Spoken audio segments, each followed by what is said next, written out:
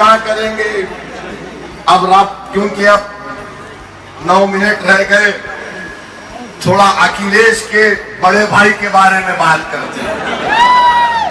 बड़े भाई इनके नरेंद्र मोदी, ये छोटे मियाँ वो बड़े मियाँ, हम तो मियाँ ही नहीं है, हम कहाँ के मियाँ। यही हो गया आजकल। रमजान भी आया तो इफ्तार की दावत ये खुद करवाती हैं। रमजान आया इफ्तार की दावत कराते हैं। और हमारे लोग जो है ना, एक दूसरे से सबकत हासिल करना चाहते हैं। भैया जी मेरी टोपी पहनी है, मेरी टोपी पहनी है। वो बेचारे अपनी टोपी भी नहीं लाते, वो टोपी पहनते हैं। हम लोग बड़े खुश हो जाते हैं, देखो भाई क्या पहना, माशाल्लाह क्या नजर आ रहा है। अरे मेरे दोस्तों, वो टोपी तुम्हारी पहन रहा है, मगर अपने सर पर नहीं, वो तुमको टोपी पहना रहा है। पहचानो इनको। उनके वालिद बुजुर्गवार अपनी बहू के लिए इलेक्शन कैंपेन करने गए। कहाँ गए? लखनऊ कैंट में गए तो कहा हमारा सम्मान रख लो। क्या बात है, सम्मान रख लो आपका। बीजेपी 70 सीट पर जीत गई तो आपका सम्मान नहीं गया, हमारा सम्मान रख लो आप। अरे कब तक उनका सम्मान रखोगे मेरे भाई? क्या तुम मेरा सम्मान मत रखो तो अपना तो रख लो। आज अपना तो सम्मान रख लो खुदा के लिए। किसी शायर ने बड़ा खूब कहा था, अगर तू मेरा नहीं बन सका तो ना बन, अपना तो बन। अरे अपने बनो मेरे भाई। कब तक तुम यही देखते रहोगे? अब फिर इलेक्शन आया तो वही शगुफा छोड़ दिए कि मोदी को हराना है, बीजेपी को हराना है। अरे हम तो जमाने से हराते आ रहे बीजेपी को। हमने कभी फिरका परस्त पार्टी का ना साथ दिया ना उनको उम्मीदवारों को वोट दिया। मगर मैं आपसे कह रहा हूं कि बीजेपी को हराने की जिम्मेदारी हर फर्द पर है। अगर मुसलमान पर है तो ब्राह्मण पर भी है, ठाकुर पर भी है, यादव पर भी है, पासी पर भी है, सब पर है।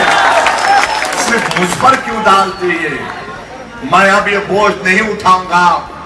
मैं 70 साल से जालिमों तुम्हारा बोझ उठा रहा हूं। मैं तुम्हारे घर का नौकर या तुम्हारा गुलाम नहीं हूं। मैं किसी रेलवे स्टेशन का कूली नहीं हूं कि तुमको इख्तियार की कुर्सी मिलने के लिए मैं 70 साल से सेकुलरिज्म का बोझ उठा रहा हूं। मेरे नौजवानों, मेरे गयूर साथियों, मेरे माँ और बहनों, इस बोझ को उठाकर फेंक दो। अब हम इस बोझ को नहीं उठाएंगे, ये उठाएंगे इस बोझ को इंशाअल्लाह। और क्या कर रहे हैं, क्या कर रहे हैं? मोदी जी आ गए तो ये बोलते देखो रोकना है। अरे तुम रोको, तुम क्यों नहीं रोकते? क्या मुल्क तुम्हारा नहीं है? खाली इलेक्शन आ गया तो मेरे जैसे एक आदमी को पकड़ लेते और उसको फौरन किसी मंच पर बुलाकर एक मोटा फूल का हार पहना देते।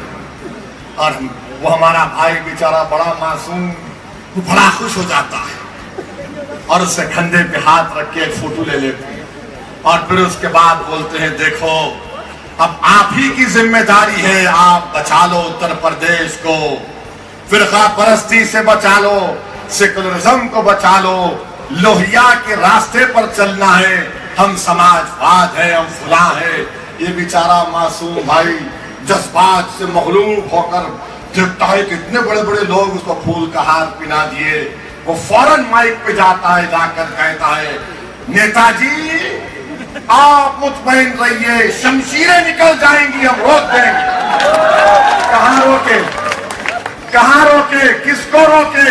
अरे तुम्हारे घर के सामने नालियां खुली पड़ी है, तुम्हारे बच्चों को स्कूल नहीं है, तुम्हारा नौजवान जेल में सड़ रहा है, खालिद मुजाहिद को मार दिया गया, मुजफ्फरनगर की औरतों का रेप हो गया, इंसाफ नहीं हुआ, रिजर्वेशन नहीं मिला, पुलिस में नौकरियां नहीं मिली, कुछ नहीं मिला, मगर कह रहे हैं आगे बढ़िए। मेरे भाई अब ये हमसे नहीं हो सकता। आप जाइए मुकाबला करिए, आपने क्या किया बताइए? 5 साल में कुछ नहीं किया। अपने वोट को जाय होने मत दीजिए। मोदी के बारे में क्या कह सकते हैं? अखिलेश के बड़े भाई हैं। ये भी वादा किए थे नौकरियों का, किसी ने नहीं दिया। मोदी ने कहा था हर साल 1 करोड़ नौकरियां दूंगा। 2016 में मरकजी लेबर डिपार्टमेंट से रिपोर्ट आती है कि सिर्फ 1.5 लाख लोगों को नौकरी मिली। अब मोदी जी कह रहे हैं कि मैं कर्जे माफ कर दूंगा, मैं फुला माफ कर दूंगा। मोदी जी आपकी कोई बात का यकीन करने तैयार नहीं है। ना 6 दिन आए, ना 15 लाख आए। अरे 500 की 1000 की नोट भी आपने गायब कर दिया। दहशतगर्दी का खात्मा नहीं हुआ। और मोदी ने क्या कहा था कि जब मैं प्रधानमंत्री बनूंगा तो पाकिस्तान को बिरयानी नहीं खिलाऊंगा। बहुत अच्छा आपने किया था, मगर अफगानिस्तान से जाते जाते आपको मालूम हुआ कि नवाज शरीफ के घर में लाहौरी कबाब बन रहे हैं, तो आप वहां पर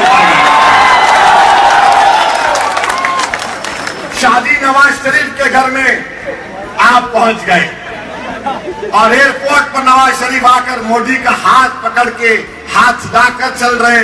ऐसा नजर आ रहा था कि किसी मेले में 2 भाई गुम हो गए थे, वर्षों के बाद मिले। अब नहीं मालूम नवाज शरीफ कौन से कबाब खिलाए उनको। मैं तो टुंडे कबाब खा के आया। नवाज शरीफ अपनी शराफत को दिखा दिया और पठानकोट में दहशतगर्दों को घुसाकर हमारे फिजाई अड्डे में हमारे सिपाहियों को मरवा दिया। मगर मोदी जी जो बिरयानी नहीं खिलाऊंगा बोले थे, हमारे पास एक कहावत है कि बेगानी शादी में अब्दुल्ला दीवाना। कश्मीर में कल एक मेजर, हमारा बहादुर मेजर मारा गया 31 साल का। मैं सलाम करता हूं उस मेजर को जिसने इस मुल्क के लिए अपनी जान को कुर्बान कर दिया। मोदी जी ये आपकी गलती है कि आपकी हुकूमत में हमारे सिपाही मारे जा रहे हैं, मेजर मारे जा रहे हैं, पाकिस्तान से दहशतगर्द घुस के आ रहे हैं और हिंदुस्तान में तो कोई पुरसाने हाल नहीं है। बस हर चीज में मोदी जी बोलते। मुझे मालूम, पार्लियामेंट में तकरीर करके कहा कि 500 की 1000 की नोट इसलिए निकाला। क्यों निकाला? क्योंकि पेशेंट अच्छा था।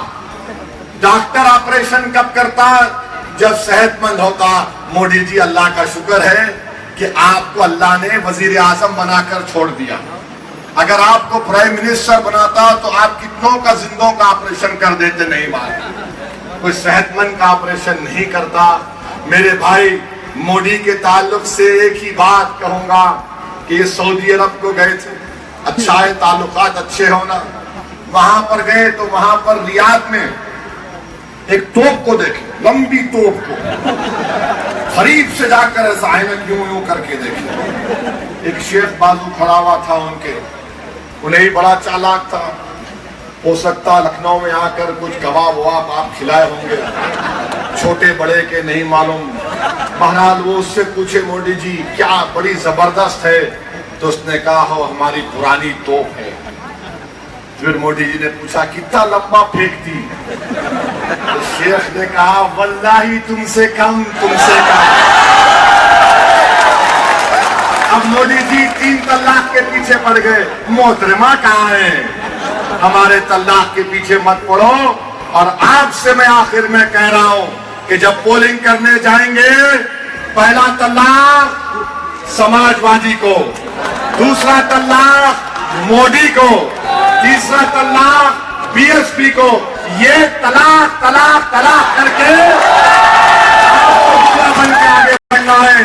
अपनी पार्टी को कामयाब करिए। मैं आपसे वादा कर रहा हूं कि अल्लाह जब तक जिंदगी की मेरे को बरकरार रखेगा, जिंदगी वफा करेगी, मैं हर बार उत्तर प्रदेश को आऊंगा। और सुन लो दलालो, जब तक मैं जिंदा हूं, जिस तरह काशी राम ने मजलूम कौम को इज्जत दिलाई, असदुद्दीन ओवैसी जिंदगी भर उत्तर प्रदेश में काम करेगा और इंसाफ के लिए लड़ता रहेगा। पतंग वोट देंगे नहीं देंगे मेरे भाई। मुस्लिम